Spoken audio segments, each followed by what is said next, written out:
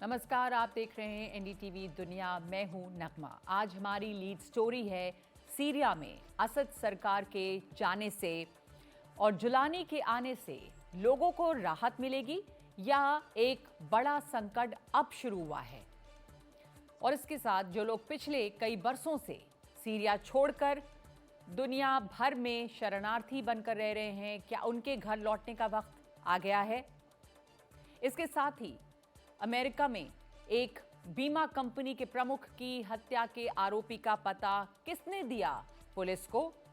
साथ साथ इंडोनेशिया के जावा में भारी बारिश के बाद नदियों ने किस तरह से मचाया है वहां पर आतंक, ये भी आपको दिखाएंगे। और क्या इक्वाडोर का बिजली संकट क्रिसमस की चमक दमक पर भारी पड़ सकता है? लेकिन शुरुआत करते हैं लीड स्टोरी से।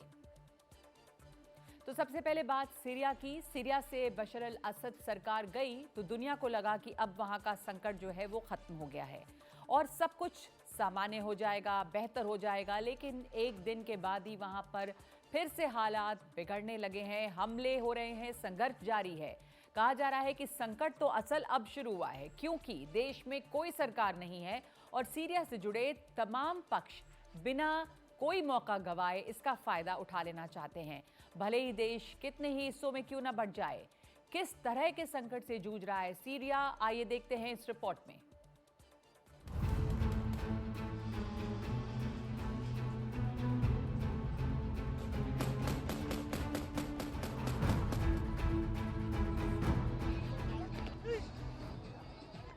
दमिश्क नई सरकार के स्वागत में व्यस्त है, लेकिन दूसरी तरफ लगता है कि सीरिया को बांटने काटने के लिए असल जंग तो बस अब शुरू हुई है। अमेरिका ने आईसिस के 75 ठिकानों पर 140 बम बरसाए हैं। इजरायल ने सीरिया पर अब तक का सबसे बड़ा हवाई हमला किया, तकरीबन 100 हवाई हमले। और तुर्की के समर्थन वाले विद्रोहियों ने कुर्दों की सीरियन डेमोक्रेटिक फोर्स पर हमला बोल दिया है।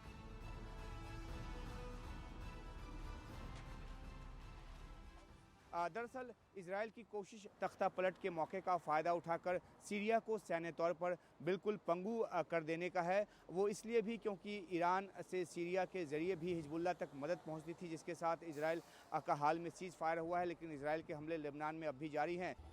सोमवार को गोलन पहाड़ियों के बफर जोन से आगे निकले इजरायली सैनिक कुछ घंटे पहले दमिश्क से सिर्फ 25 किलोमीटर दूर नजर आ रहे थे। दरअसल इजरायल कोई खतरा मोल नहीं लेना चाहता, इसलिए 50 साल बाद वो सीरिया में इतने अंदर तक चला गया। उसे डर है कि ईरान, रूस और असद की फौज के हथियार कहीं विद्रोहियों के हाथ न लग जाएं। इजरायल आगे बढ़कर ईरान पर दबाव बना रहा है। वो कुर्दिश सीरियन डेमोक्रेटिक फोर्स को और मदद देना चाहता है ताकि वो ईरान के खिलाफ खड़े रहें। जाहिर है दबाव और मुकाबले में ईरान हिजबुल्लाह की ज्यादा मदद नहीं कर पाएगा। जो हालात बन रहे हैं उनमें अमेरिका, तुर्की, इजरायल ही नहीं, मौका देखकर कुर्द, ईरान, हिजबुल्लाह भी पलटकर हमला करेंगे। अगर जल्दी सीरिया में कोई मजबूत सरकार न बनी तो विरोधी ताकतें देश को कई हिस्सों में बांटने की कोशिश में रहेंगी। इजरायल गोलन पहाड़ियों से काफी आगे बढ़ गया है। देखना होगा कि अब वो कितना पीछे लौटता है और कितना इलाका अपने पास रख लेता है। अरब देश आरोप लगा रहे हैं कि इजरायल जमीन हड़पने के मिशन पर है। कुर्दिश सीरियन डेमोक्रेटिक फोर्स को एक ही दिन बाद तकड़ा झटका लगा है, लेकिन वो पलटवार कर सकता है क्योंकि उसे अमेरिका का समर्थन हासिल है। आईसिस को खदेड़ने का सेहरा उसी के सर है। वो किसी भी हालत में जुलानी से दबकर नहीं रहेगा। भूमध्य सागर की तरफ 200 किलोमीटर की पट्टी पर शिया समुदाय के वो लोग काबिज हैं जो असद के सेक्ट से आते हैं, यानी अलवाई सेक्ट। ये असरदार लोग हैं और जुलानी के काबू में नहीं। आईसिस इस वक्त जिस इलाके में सक्रिय है वो फिलहाल तो जुलानी के कब्जे में है, लेकिन कहा जा रहा है कि आईसिस और अलकायदा मौके का फायदा उठाने की कोशिश कर रहे हैं। रूस के सीरिया में सैनिक ठिकाने हैं, इनको बनाए रखने की रूस पूरी कोशिश करेगा। सीरिया के एक बड़े हिस्से पर जुलानी का कब्जा तो हो गया है, लेकिन जुलानी विरोधी देश और धड़े चाहेंगे कि सरकार और व्यवस्था कायम होने में देर होती रहे। जितनी देर होगी उन्हें सीरिया को बांटने का उतना ही मौका मिलेगा।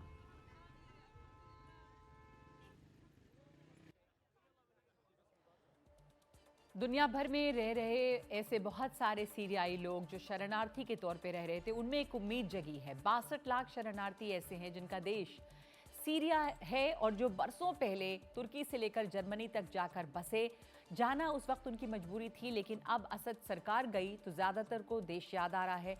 तुर्की से लगी सीरिया की सीमा पर ऐसे लोगों की एक भीड़ है जो असद सरकार के जाने के बाद अपने देश लौटना चाहते हैं। तुर्की में सीरिया के 31 लाख शरणार्थी हैं।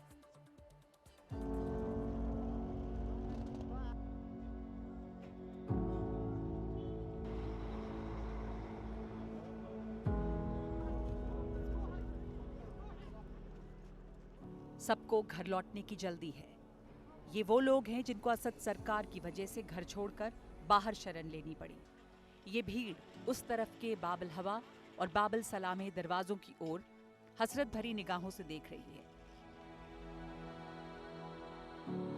तुर्की में तकरीबन 30 लाख सीरियाई रहते हैं जो असद की सरकार जाते ही इस्तांबुल और दूसरे शहरों की सड़कों पर उतर गए थे जश्न मनाने के लिए।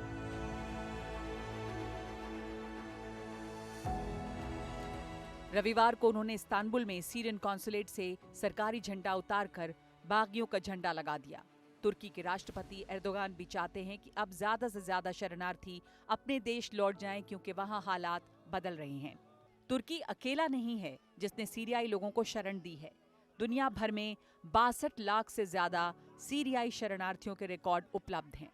इनमें से तुर्की में 31,12,683, लेबनान में 7,74,697, जर्मनी में 7,16,728, जॉर्डन में 6,28,135, इराक में 2,86,099, इजिप्ट में 1,56,465, ऑस्ट्रिया में 97,939, स्वीडन में 86,956, नीदरलैंड में 65,622 और ग्रीस में 50,759 सीरियाई शरणार्थी हैं।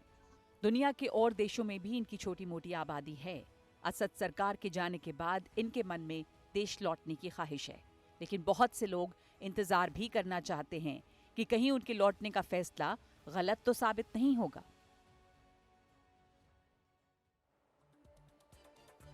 तो इस बात का इंतजार है बहुत सारे लोगों को कि सीरिया किस ओर जाएगा। सीरिया की बेहतरी तो इसी में होगी कि 13 सालों से चल रहे गृह युद्ध के खात्मे के बाद लोगों के जख्म भरने के लिए एक मेल मिलाप का माहौल बनाने का रास्ता खोजा जाए। अगर ऐसा नहीं हुआ तो लूटपाट और बदले की लहर देश को एक नई जंग में धकेल सकती है। बशर अल असद तानाशाह थे, लेकिन ये भी सच है कि सीरिया का समाज उनके दौर में तरक्की पसंद और एक शिक्षित समाज रहा, उदारवादी और सेक्युलर रहा। क्या जुलानी एक इस्लामिक देश की स्थापना करने की कोशिश करेंगे? और अगर ऐसा होता है तो महिलाओं का भविष्य क्या होगा? देखिए ये रिपोर्ट।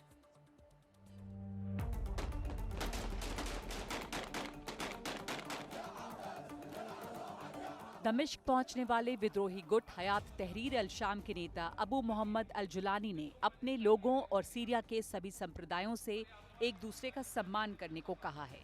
एक उदारवादी समाज गढ़ने की बात की है जहां अल्पसंख्यकों की सुरक्षा का ध्यान रखा जाए। लेकिन जुलानी का एक जिहादी अतीत भी रहा है। अल जुलानी अपनी जिहादी छवि अब बदलने की कोशिश में हैं। अपना जिहादी नाम छोड़कर आधिकारिक कागजों पर अब वो अपने पुराने नाम अल शरा का इस्तेमाल कर रहे हैं। एक प्रैग्मेटिक उदार नेता बनना चाह रहे हैं। जुलानी ने इराक में अल-कायदा के साथ सफर शुरू किया। बाद में 2005 में वो कैंप बुका में कैद रहा। वहां अबू बकर अल बगदादी के संपर्क में आया, जिन्होंने 2011 में उसे सीरिया भेजा, जहां नुसरा फ्रंट बनाया। अमेरिका ने उस पर $10 मिलियन का इनाम रखा। लेकिन 2017 से जुलानी मॉडरेट जिहाद की रणनीति अपनाते हुए कट्टरता पर उदारवाद को तरजीह देता रहा। फिर भी सत्ता पलट से अब यह आशंका बनी हुई है कि सीरियाई समाज किस तरह बदलेगा। क्या वहां कट्टरपंथियों के राज में महिलाओं पर पाबंदी लगेगी? कहीं कोई शरिया कोड लागू होगा? क्या ये इस्लामिक रूल होगा? फिलहाल एचटीएस के विद्रोहियों ने ऐलान किया है कि वो महिलाओं पर कोई धार्मिक ड्रेस कोड नहीं लगाएंगे। सभी के लिए व्यक्तिगत स्वतंत्रता की गारंटी देने का वादा किया है। सोशल मीडिया पर एक पोस्ट करते हुए जनरल कमांड ने कहा है कि महिलाओं के पहनावे में हस्तक्षेप करना या उनके कपड़ों या उपस्थिति से संबंधित कोई भी अनुरोध करना सख्त मना है। इसी बयान में आगे ये भी कहा गया कि सभी सीरियाई लोगों के लिए व्यक्तिगत स्वतंत्रता की गारंटी है। लोगों के अधिकारों का सम्मान एक सभ्य राष्ट्र के निर्माण का मूल है। हालांकि सीरिया में दर्जनों सशस्त्र समूह हैं जो जरूरी नहीं है कि जुलानी से सहमत हों और अपने इलाकों को उन्हें सौंप दें। उनके नजदीकियों की तरफ से सीरिया को इस्लामी देश बनाने का दबाव भी आता रहेगा।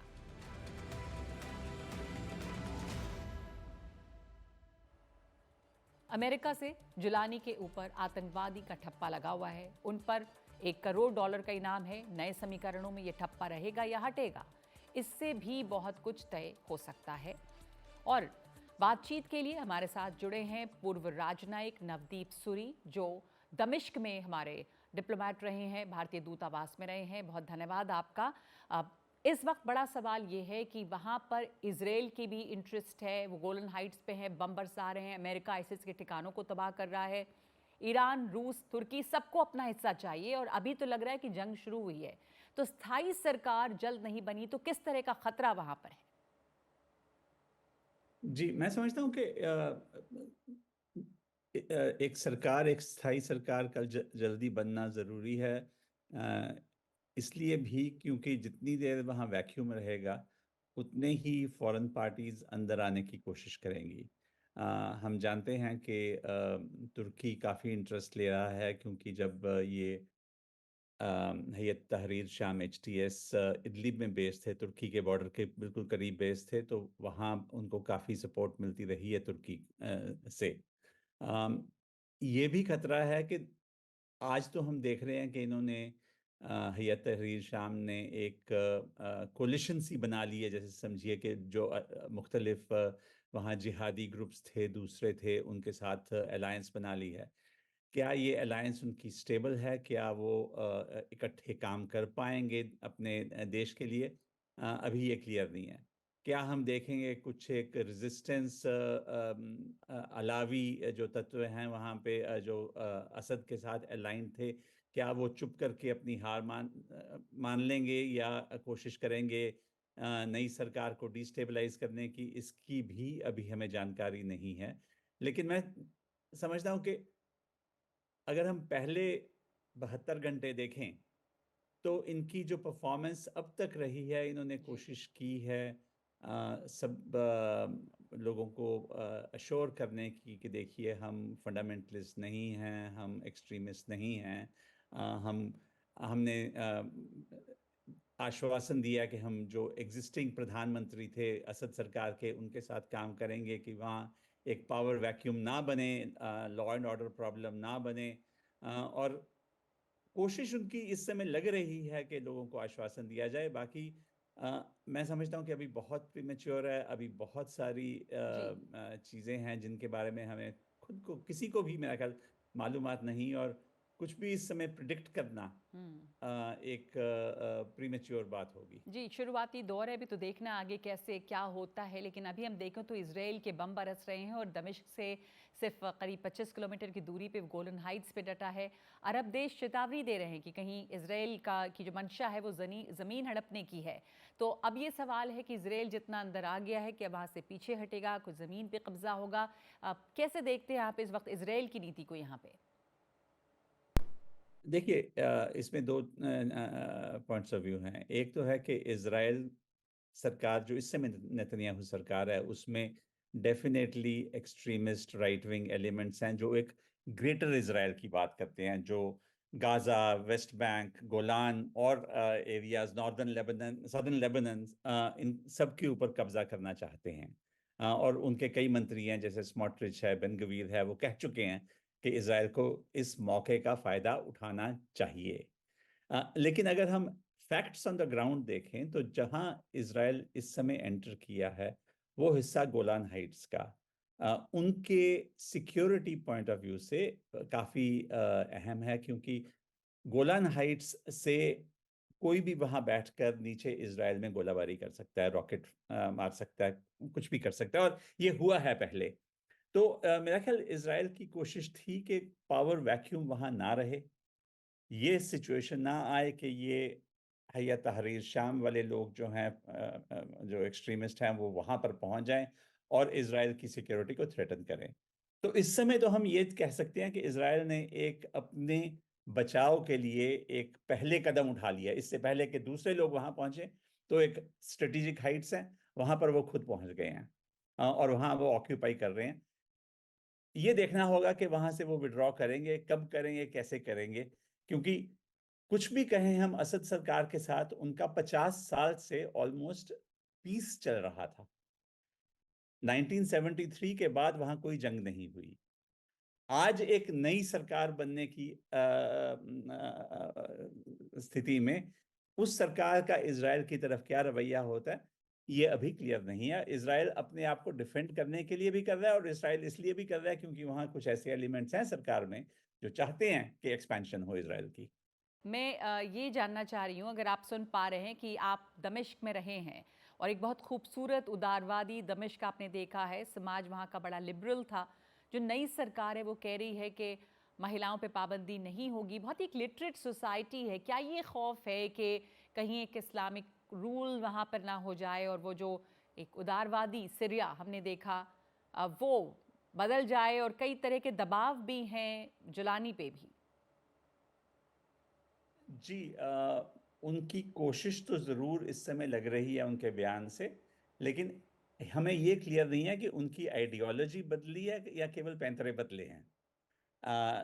आइडियोलॉजी बदलना काफ़ी मुश्किल होता है और उनके जो एक गुरु रहे हैं पहले, जिनसे वो अपनी प्रेरणा लेते हैं, अबू मुसाब, उन्होंने कई बार कहा है कि अपने टैक्टिक्स जो हैं वो अडॉप्ट करने चाहिए कि लोकल कम्युनिटीज के साथ आप काम करें, उनमें हॉस्टिलिटी ना हो और लंबी दौड़ का घोड़ा बने। कि हमारा अल्टीमेट एम है कि हम इस्लामिक सोसाइटी बनाना चाहते हैं, लेकिन उसमें जो रास्ता है उसमें अगर आपको दुश्मन के साथ भी काम करना पड़े तो करें। ये उनके जो आइडियोलॉजिकल फाउंटेन हेड है, उनकी ये सलाह उनको है, तो लगता है कि इस समय वो फॉलो कर रहे हैं उसी उसी उसी एडवाइस को। शुक्रिया आपका नवदीप सूरी। जैसा आप कह रहे हैं कि अभी ये कोशिश है और शायद कोशिश रहेगी कि सबके साथ मिलकर काम करें। एक उदारवादी चेहरा ज़रूर दिखा रहे हैं जुलानी, लेकिन आगे चलकर क्या होता है ये कहना अभी जल्दी होगा। बहुत धन्यवाद हमारे साथ जुड़ने के लिए। और अब आगे बढ़ते हैं दूसरी खबर पे। भारत के पड़ोस में बांग्लादेश, जहां पे लगातार तनाव है। पिछले साल 5 अगस्त को जब से शेख हसीना की सरकार का तख्ता पलटा है और उन्होंने भारत में शरण ली, उसके बाद से ही दोनों देशों के बीच रिश्ते भी तल्ख हुए हैं। शेख हसीना को भारत में शरण देने और उनकी सरकार के समर्थक के रूप में बांग्लादेश की सरकार भारत से खिंची खिंची सी रहती है और बांग्लादेश में अल्पसंख्यकों के खिलाफ हो रहे अत्याचारों से बांग्लादेशी सरकार के ऊपर भारत का गुस्सा भी बढ़ रहा है। लेकिन इसके बावजूद भारत और बांग्लादेश एक दूसरे के लिए आक्रामक रुख नहीं अपना रहे। कई स्तर पर बातचीत का दौर जारी है ताकि जो आपसी नातों में दरार आई है वो भरी जा सके।